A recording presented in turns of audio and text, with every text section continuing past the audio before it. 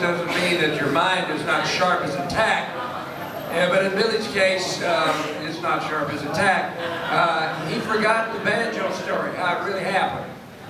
And Billy actually saw me doing a show at Tupelo High School one time, and this was in 1960, and he'd come back to Tupelo, and he'd already won the 10-night show, and he was working around Chicago and had some good representation, had an agent, was doing pretty well.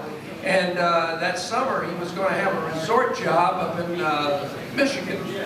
And after the show, he saw me do this little thing at high school. He said, I may have a job for you this summer if you'd like to be in the entertainment business. And I wouldn't have known how to buy a bus ticket and get out of Tupelo, really. I wouldn't have known how to even leave here. And he said, I'll see about it. So I graduated, about a week went by, and I got a phone call. And it was from Billy, and he said, I've got you a job in South Haven, Michigan, and I'll book you up here. And he was a heck of an agent. I mean, he got me a great deal, and it was $10 a week, and they would pay my bus fare up there. And I said, man, all right. And besides that, they would throw in $3 extra a week so I could keep my tux clean. And this was in the days of show business where the performer on stage had to look better than the people that were in the audience. That was a long time ago, but you had to put some money into the act. And so anyway, we get up there, and we worked that summer. And then the next summer, he got me another job in Wisconsin at a very nice resort. So anyway, he was really keeping me busy and introducing me to agents and everything.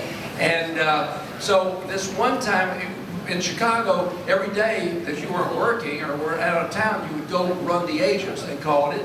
And most of the agents were set in about a 4-block area of downtown Chicago. So you would go see every agent, anything today.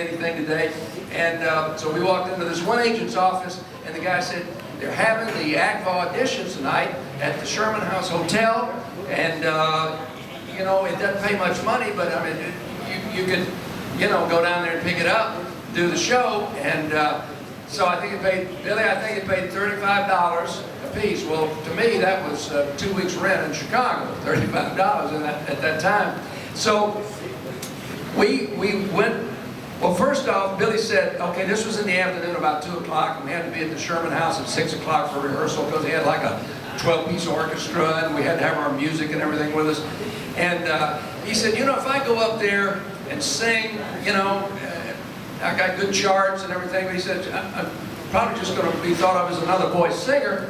And he had fooled around with the ukulele.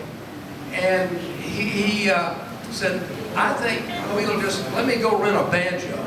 So we went down on Michigan Avenue somewhere, and he rented a little Vega banjo or something, and then we drove up to Evanston, Illinois, where we were staying, and I picked up my birds, I had a little magic act with doves, and he was practicing his banjo, driving up, and we got our tuxes, and we drove back down to downtown Chicago. We went to Sherman House, we had the audition, and that night, we did our show at the College Inn. That was the club there. It was called the College Inn at the Sherman House Hotel.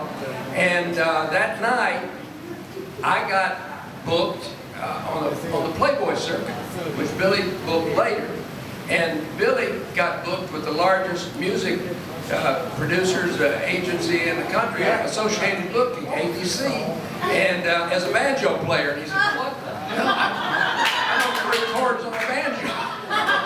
And a singer, Hal Monroe. That was the guy that was in charge, and he booked all the nice clubs with Billy, took that banjo, and like he said, it took him around the world, and he was always a great performer. And I used to steal a lot of his jokes, because he had some good jokes. And he did things like, a few things that kept me out of the big time. He had jokes like, a little grasshopper walks into a saloon and jumps up on the bar, and the bartender says, well, hi there, little fella. He says, we got a drink here named after you. He said, you mean you got a drink named Irving? So, I don't know, Lady Godiva. They were he had some good famous words. I'm trying to think of some of them. Right? Oh, the famous words of William Tell, the greatest of all archers. You know, he once said, "Hey kid, you sure you ain't got a bigger apple?" Now, he had some others that were... Maybe that's why I never made more than $35 a day. I'm not sure. But anyway, Billy was always my greatest performer, and actually the greatest promoter that I have ever had, and he really pushed me, and whenever he got a job somewhere, he always made sure that I followed him, and I had just enough of an act that they weren't mad at him, and he could come back, and so it worked out great. And I'll always love him. He's like a brother. Thank you, Bill.